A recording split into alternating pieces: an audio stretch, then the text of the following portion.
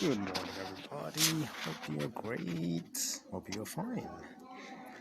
Hope you have a lovely Thursday morning. It's 11 a.m. GMT time. And it's the lovely book that I found and I thought I would love to share it with you guys. The Power to Get Things Done, whether you feel like it or not. Why is that? Because all of us have to get things done, but sometimes we do it only when we feel like it. And that's why we don't get some of our things done, and that's why we get stress, depression, because we haven't got the things done. So stop robbing yourself of productivity and success. By Steve Levinson, PhD, and Chris Cooper. Get things done, guys. You want to get things done. The more things you get done, the more productivity we achieve. Turn your good intentions into action. This book contains a lot of practical and easy to implement techniques and strategies for getting yourself to do whatever needs to be done. It's about your business or somebody else, got on your plate. So they are consultants, Steve Levinson and Chris Cooper. They have seen countless clients struggle and often fail. They do the many success producing things they know that they should do but don't feel like doing.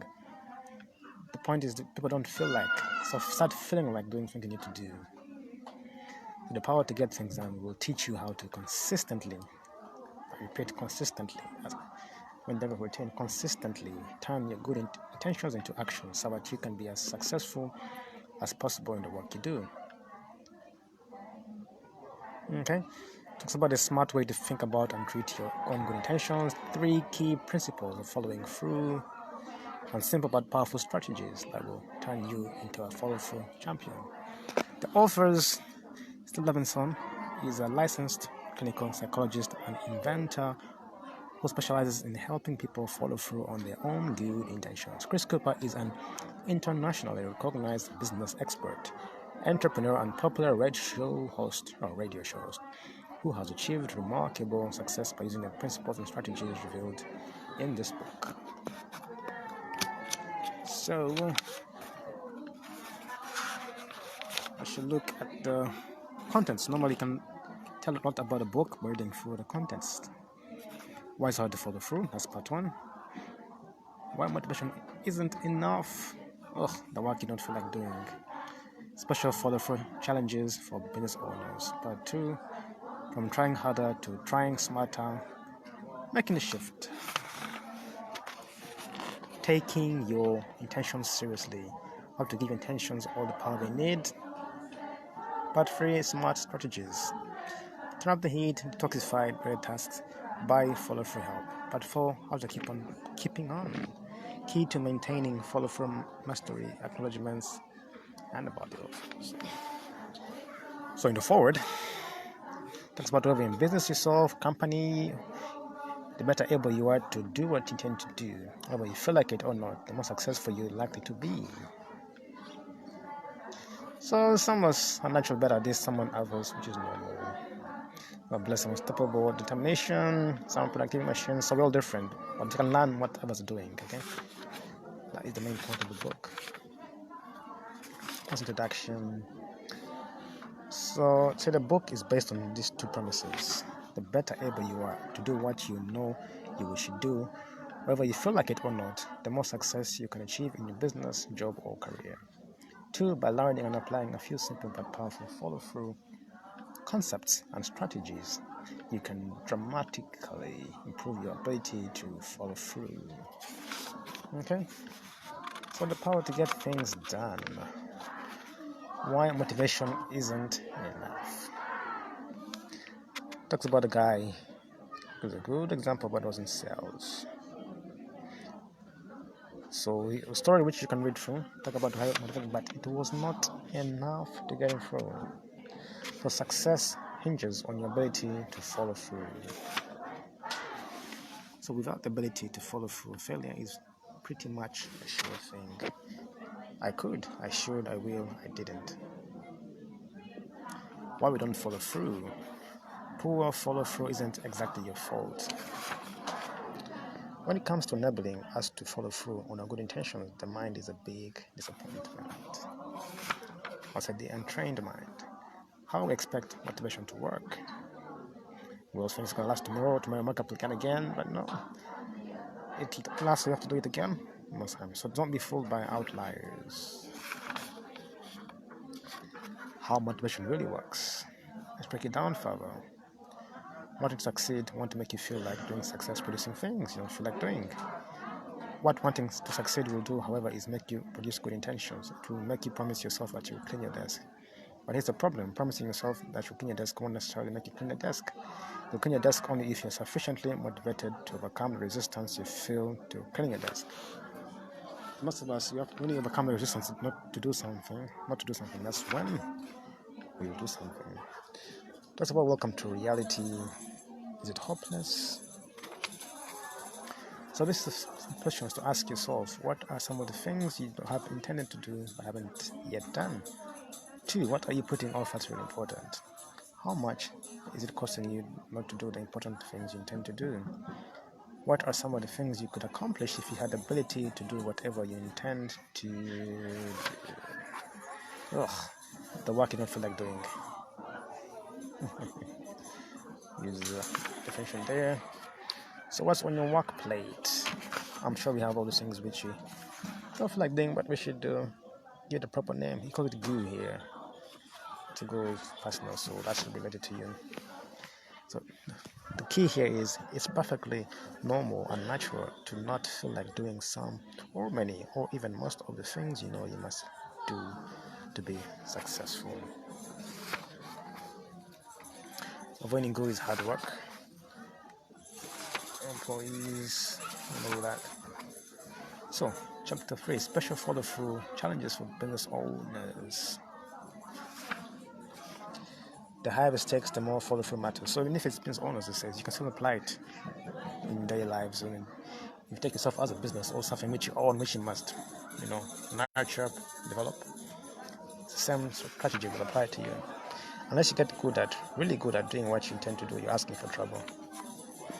Freedom is a double-edged sword, I agree. When you're free, you must do it yourself. So you are accountable for it. Follow-through failures can literally kill your business. So this, even your goals, relationships, careers, just replace this word business with your personal goals or something. You don't know what you've got till it's gone. That's very true. This is a nice little quote. Rest in peace, my goals, my marriage, my job, my holiday, my house. If only I learned how to follow through. So learn to follow through. This is something to me as well. Without pressure, it's easy to let things slide. That's very true. So learn to pressure yourself, let someone to pressure you, but do not let things slide, no matter the case. You don't know what you can do until you can't do it. Sorry, you don't know what you can't do until you can't do it. Not what they expected. There's a story. Put there so you can read the book when you get it. That was them, and this is now. Talked about the same story. Jim and Jennifer, the boss was micromanaging. Some talk about Dave. No excuses, legitimate ones. But as a business owner, without having to worry about incurring a boss's wrath, Dave struggled and often failed to follow through. So as a business owner, you're responsible for your own following through. As an employee, somebody else is. So most people join to the employee thing because they don't want to be responsible. They'd like someone else to do it, have a responsibility. It takes enough of the right kind of pressure to get through the good. The independence you want can bring follow-through challenges you don't. Having more autonomy also means having less of a follow-through infrastructure. Part 2, from trying harder to trying smarter. Making the shift. How you try to follow through. So to know what to do. So we use motivation by inspiration. Motivation by inspiration is a widely endorsed and extensively promoted method for motivating ourselves to get things done, difficult things done. One could even argue that it's society's favorite method. I love these little cartoons or comics they put. I don't get it. I want to put my opposite inspirational quotes, yet I'm still failing. Don't let your good intentions get stranded. although inspiration can produce a welcome burst of extreme motivation, it's not a sustainable source of power for your good intentions. If you really want to reach success, you can't depend on the wind. You have to learn how to roll. We're not anti-inspiration. We are pro-follow-through. Are you ready to make the shift? How much will you invest? The benefits of being a follow-through master.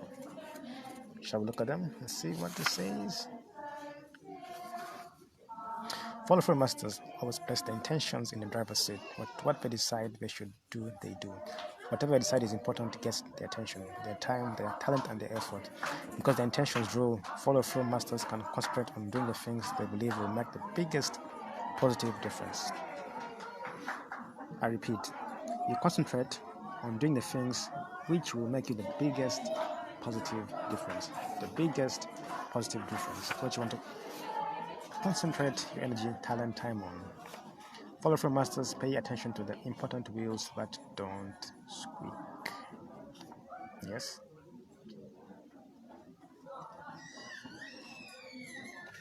So all the little things which are not lovely, or which can almost be overruled or overpassed. Even though they don't hold the key to your success, follow-through masters pay attention to all these. Other things which people override or look at. This could be members of your group which feel not important. It could be just a little bit of you brushing your teeth, making your bed. Make it don't feel like don't have a value. But everything has value. Yes. Some other small things. Walk, not wobble. Whenever or however follow-through masters reach a decision, they act on it with focus, speed, and power. Taking your intentions seriously. Pseudo intentions are not only apt to fail, they stand to reduce the credibility and effectiveness of all your intentions. Promising less can allow you to deliver more. The key is promise less and over-deliver. That's a good way. When you can promise 10, promise 5, and then give 20 and give 10. Eliminate wiggle room. Don't expect your intentions to work automatically. Anytime you're confident that you'll just naturally do what you intend to do, you're making a big mistake. This is one of those. What you can learn from your alarm clock. I really want to wake up on time tomorrow. Keep your intentions in the spotlight. Your intentions, including the ones that have the greatest potential to make successful, don't automatically stay at the top of your mind. Yeah, something I need to do. I'm guilty. There you are. Not realistic, but it's the way you should do it. If it works for you, put it on top of your head. Create intention browsing cues. There you are. I didn't know the bud like that. Should get me a parrot, isn't it? Should be nice, isn't it? Number 6, how to give your intentions all the power they need. Make it feel necessary. Make it a do or die situation.